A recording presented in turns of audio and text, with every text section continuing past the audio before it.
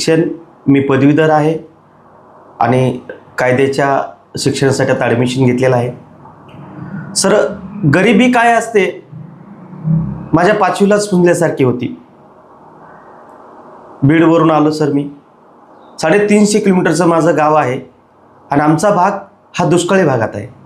आजही आमच्या गावाला पिण्याचं पाणी नाही, म्हणून आमचा शेतकरी राजा पोटापुरती जमीन जरी असली तर ऊस तोडणी कामगार म्हणून बाहेरच्या राज्यात बाहेरच्या जिल्ह्यात जाऊन तो कामगार करतो. आजही माझे वडील ऊस तोडणी कामगार म्हणून ऊस तोडायला जातात. हे वेदना मी जवळून पाहिली होती, हे चटके मी जवळून पाहिले होते. मग समाजाच्या व्यथा मला जाणवल्या की टिसभर पोटाची कळकी भरायची, काही व्यवस्थित तिथं भांडायचं.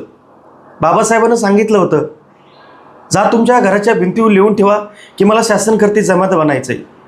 मी खूप प्रयत्न केले. नागरी सुविधासाठी खूप प्रश्न होते, रस्त्याचे प्रश्न होते, लाईटीचे प्रश्न होते. हे प्रश्न मी सध्या डोळ्यानं पाहिले होते. हे अनुभव मी स्वतः घेत होतो. मी राहायला वाकड या ठिकाणी आहे.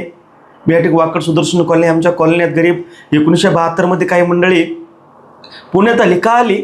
हौशीने नाही आली सर. आमच्या गावाला पिण्याचं पाणी नव्हतं. छोटे मोठे लेकरं घेऊन आमचे आजोबा पुण्यात आले आणि पोट भरायला लागले.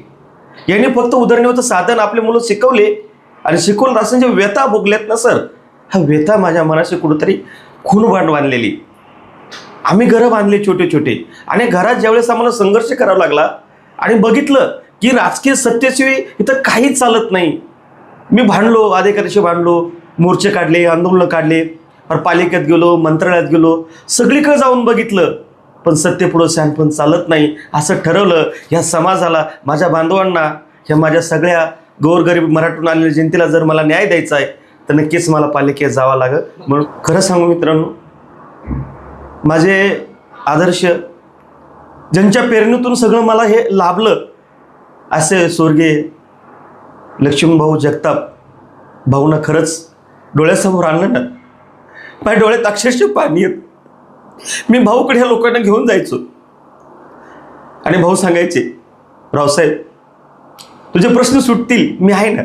भाऊनं पाठीवरती थाप टाकायची आणि भाऊनं सांगायचं, तू नक्की